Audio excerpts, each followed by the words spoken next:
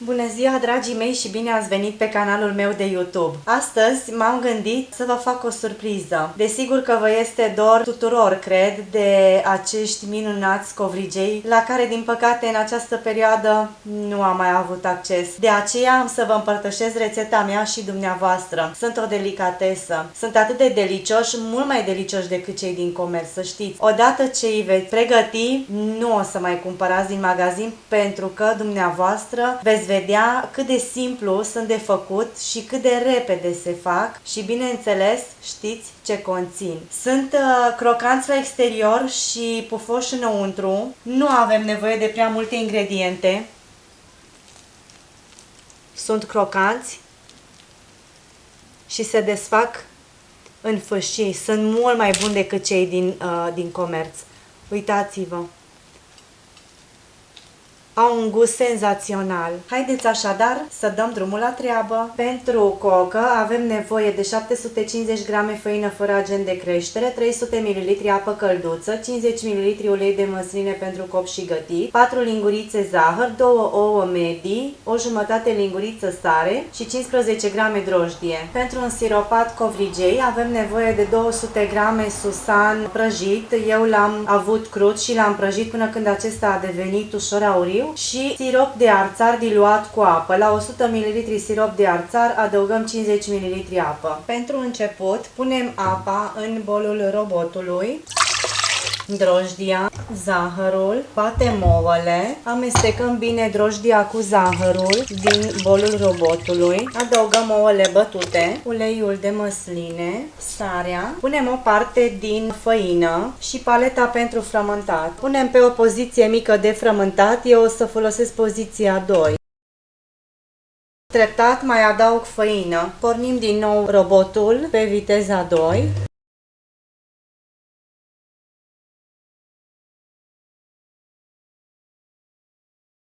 Când observ că făina s-a încorporat, eu voi adăuga treptat până când va fi toată adăugată.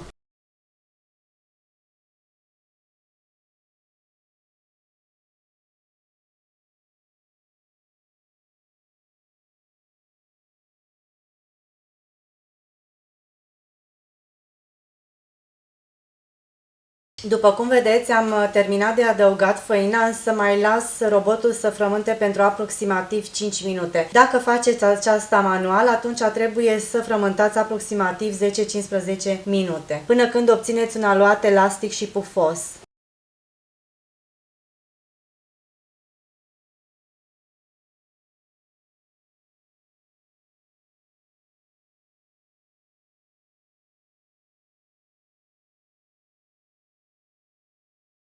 Aluatul este neted, așa că voi opri frământarea.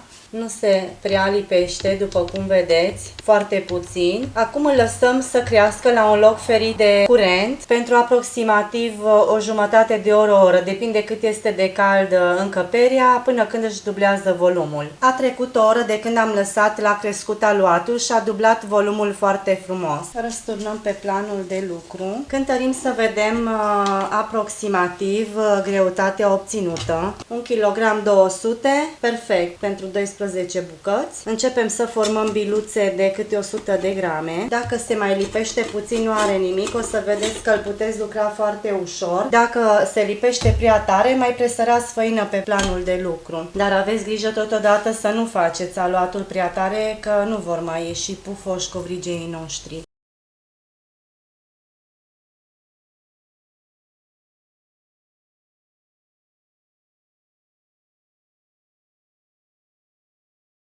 Am porționat cele 12 bile, acum voi presăra puțină făină pe un platou și le transfer pe acesta. Le acoperim cu o folie de plastic sau cu un prosop de bucătărie și le lăsăm aproximativ 15 minute să crească. Au trecut cele 15 minute, au crescut puțin. Voi lăsa mai departe acoperit și o să scot câte o bucată. Începem să ne aducem aminte de copilărie, jocul cu plastelina. Facem o baghetă lungă de aproximativ 30 de centimetri sau 3 palmi deschise, așa, de la degetul mare la degetul mijlociu. Poate fi chiar și mai lungă de atât.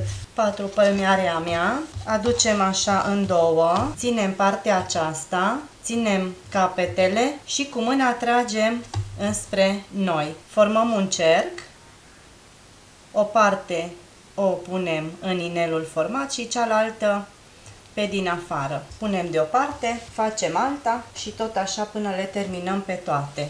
Aducem în două, tragem puțin de ea, este elastic și cu mâna tragem înspre noi și răsucim. Aducem împreună, un capăt îl introducem printr-o parte și celălalt prin cealaltă parte, dacă mai putem desprinde. Dacă nu, este suficient așa.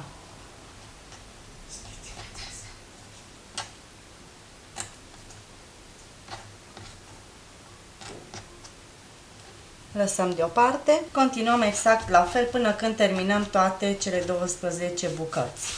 Pregătim siropul și susanul. O tavă cât aveți, eu am 33 pe 42. O tapetez cu hârtie și o pun aproape de mine să o am la îndemână. Acum luăm fiecare covrigel și îl punem în sirop, îl scăldăm în sirop, după care îl transferăm în bolul cu susan. Acum aici avem nevoie de o furculiță sau de prosopele de hârtie de bucătărie ca să nu se lipească susanul de degetele noastre. Bun, îl transferăm în tavă. Procedăm la fel cu următorul.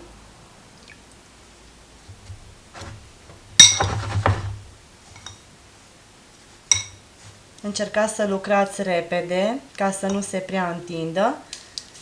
Punem în tavă. Când am terminat de scăldat fiecare covrig în parte în sirop și pe urmă în susan, pornim cuptorul la 170 de grade și le coacem aproximativ 25 de minute, până când ele primesc o culoare așa maro aurie.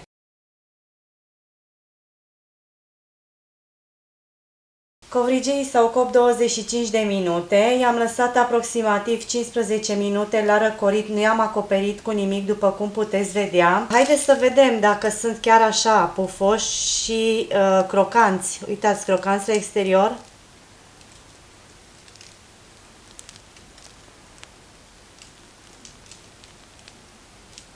Și înăuntru pufoși.